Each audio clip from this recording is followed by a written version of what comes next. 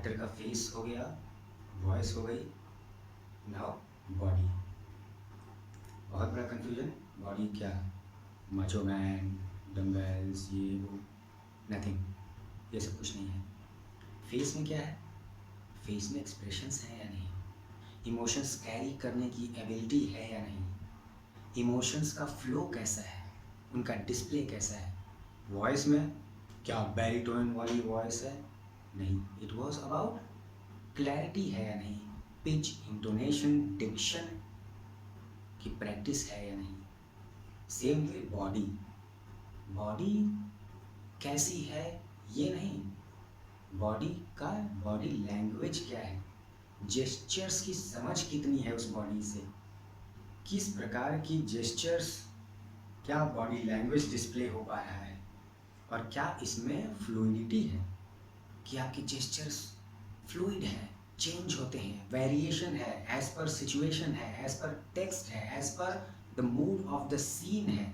सो body, actor की body का मतलब उसकी बॉडी को वो कैसे यूज़ करता है या करती है, मीन्स कैसी बॉडी लैंग्वेज वो रखते हैं। So now talking about the body language and if about a body situation, तो बॉडी सिचुएशन के लिए सिर्फ एक रूल फॉलो करिए, एक्टर की बॉडी हेल्थी होनी चाहिए, फ्लेक्सिबल होनी चाहिए, स्टेमिना होना चाहिए।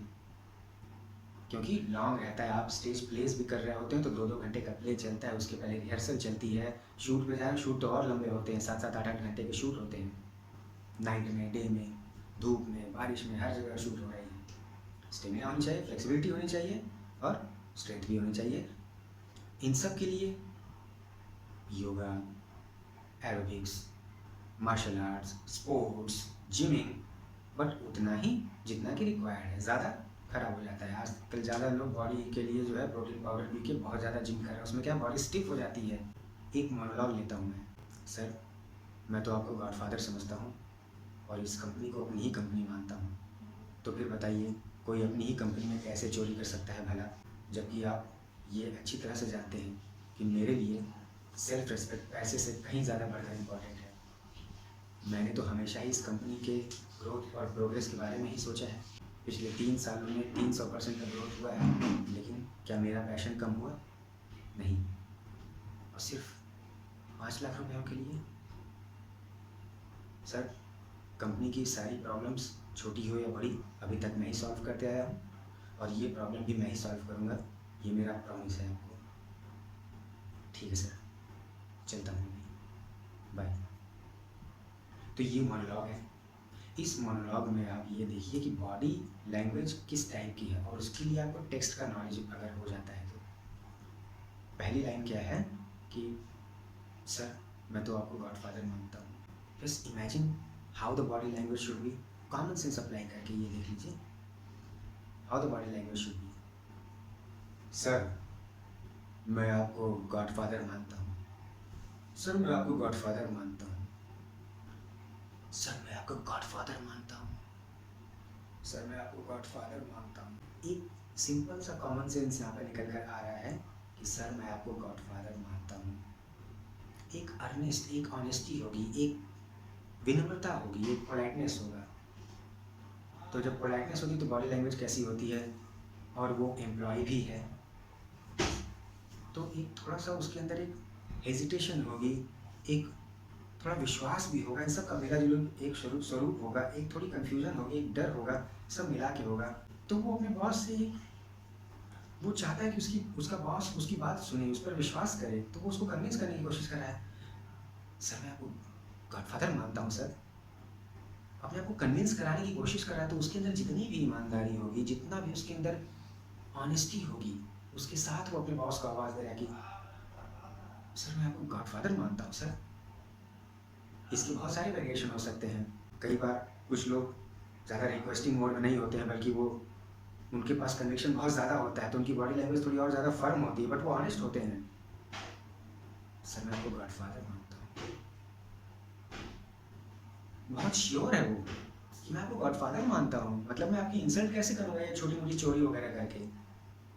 मैं कोई ऐसा काम नहीं करूँगा जिससे आपको तकलीफ हो, क्योंकि ये मेरी ही कंपनी है और इस कंपनी को मैं अपनी ही कंपनी मानता हूँ। इस लाइन पे बॉडी लैंग्वेज क्या रखेंगे?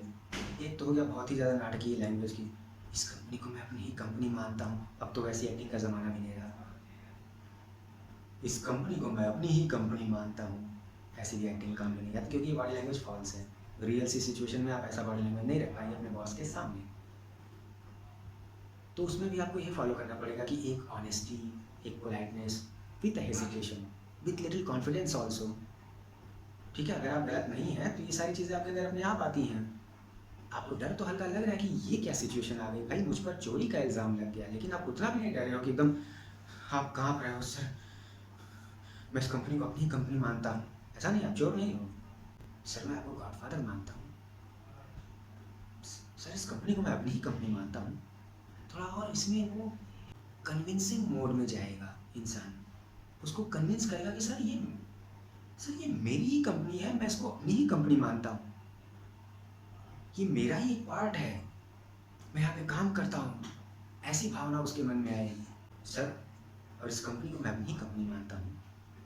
तो बताइए भला सर, कोई अपनी ही कंपनी में कैसे चोरी कर सकता है? अगर आपको टेक्स्ट की भी समझ है तो भी आपकी बॉडी सपोर्ट करती है, क्योंकि सारा चीज़ आपके माइंड में जाता है, और माइंड इज़ योर बॉस, जो कि बॉडी को डायरेक्शन करती है कि ऐसा लैंग्वेज रखिए, या have this kind of gesture, this kind of posture.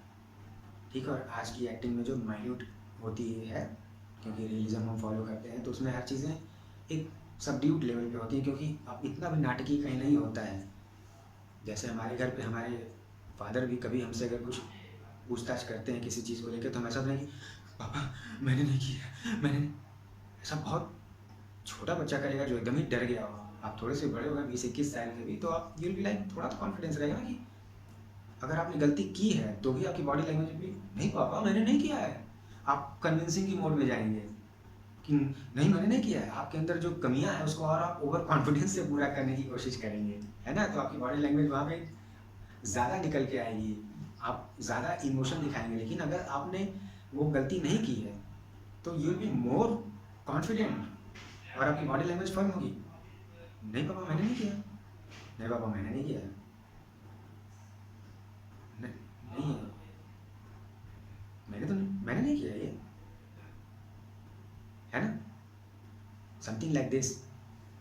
आगे की लाइन आप देखिए, बोलता है कि और आपको तो पता है मुझे सेल्फ रिस्पेक्ट पैसों से कहीं बढ़कर इम्पॉर्टेंट है। तो इसमें वो अब बॉस से बातें कर रहा है, लेकिन वो अपने बारे में बता रहा है, अपने आप को रीअश्योर करवा रहा है कि, और आप जानते हैं यहाँ पे उसकी फर्मनेस और ज़्यादा बढ़ गई, उसका कॉन्फिडेंस और बढ़ गया। वो अपने बारे में बात बता रहा है कि आप जानते हैं कि मेरे लिए सेल्फ रिस्पेक्ट पैसे से कहीं ज़्यादा बढ़ के है। तो बॉडी लैंग्वेज थोड़ी और उसकी फर्म होगी, है ना? क्योंकि वो ट्रुथफुलनेस एक आएगी वहाँ पर। आप नेक्स्ट लाइन में आप जाइए। नेक्स्ट लाइन क्या है कि नेक्स्ट लाइन है, पिछले 3 सालों में 300% का ग्रोथ हुआ है, लेकिन मेरा पैशन तो कम नहीं हुआ है। अब एक नॉच वो और बढ़ गया। पहले उसने एक लाइन बोली कि मैंने तो हमेशा ही कंपनी की ग्रोथ और प्रोग्रेस के बारे में सोचा है। अपने बारे में बता रहा है, वो थोड़ा गर्व का अनुभव कर रहा है, वो गर्व महसूस कर रहा है, थोड़ा प्राइड ले रहा है इसमें, तो थोड़ा सा और वो फर्म होगी उसकी बॉडी लैंग्वेज। मैंने तो हमेशा ग्रोथ और प्रोग्रेस के बारे में सोचा है, मैंने हमेशा ग्रोथ और प्रोग्रेस के बारे में सोचा है। कन्फ्यूजन नहीं है उसको, चोर नहीं है तो कन्फ्यूजन नहीं है उसको, फर्म है वो। नेक्स्ट लाइन में वो मूव करता है, पिछले 3 साल में 300% का ग्रोथ हुआ है, लेकिन मेरा पैशन तो कम नहीं हुआ है। अब वो और ज़्यादा अपनी बातों में फर्म हो गया, और अब वो काइंड ऑफ बॉस के ऊपर अब थोड़ा वो ओवर पावरिंग हो रहा है कि आपने कह कैसे दी ये सारी बातें कि मैंने पैसे ले लिए, मैंने ये कर दिया, चोरी कर दी।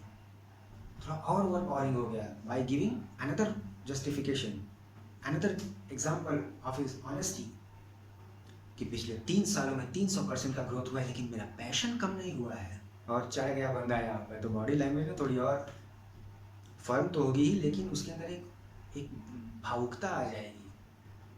इंसान को क्या होता है कि जब वो उसने कोई काम अच्छे तरीके से किया और उसको बताने का मौका आता है, तो वो उसको बताता है कि क्या बात कर रहे हैं, मैंने पिछले 3 साल में 300% का ग्रोथ हुआ है, लेकिन मेरा पैशन कम नहीं हुआ है, मेरी भूख अभी भी उतनी ही है sir.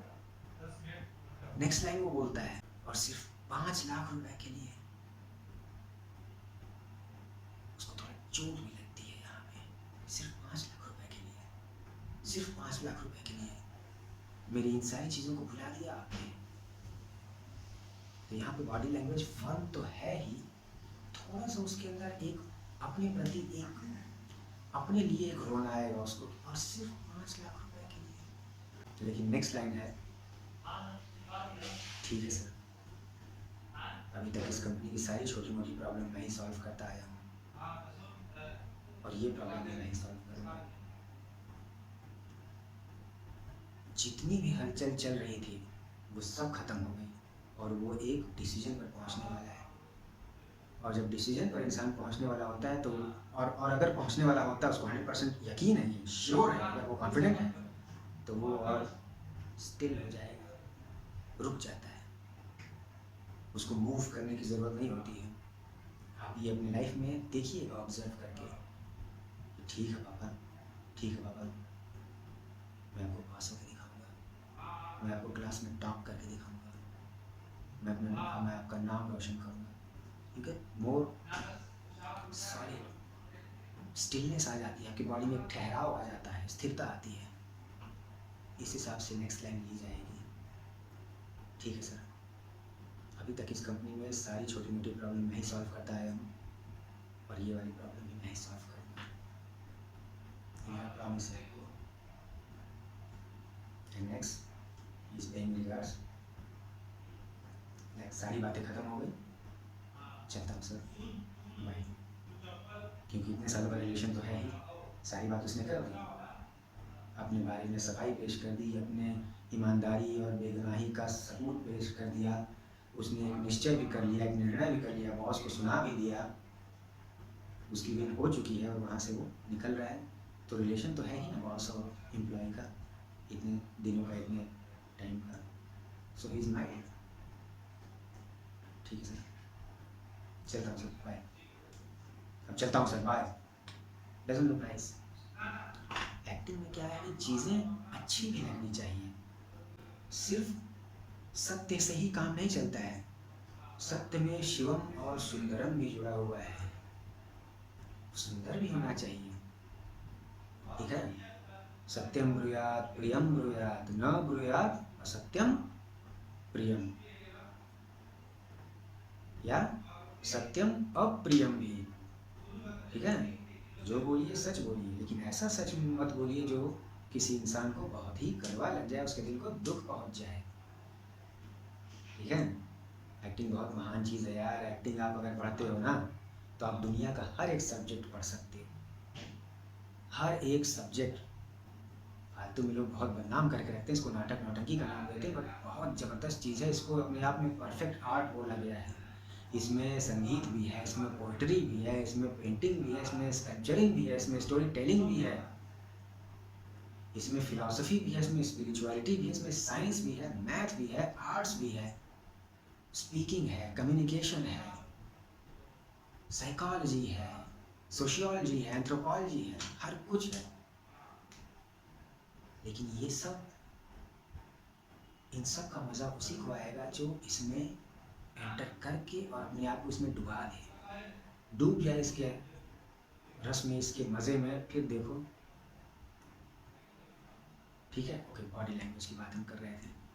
So this is the body language. आपने देखा होगा जब मैंने ये बात कही होगी, रिपीट करके वीडियो देख लीजिएगा आप, कि मेरी आंखों में एक चमक थी, मेरे चेहरे में एक ऑनेस्टी थी, और बॉडी में एक प्रकार का जॉय था।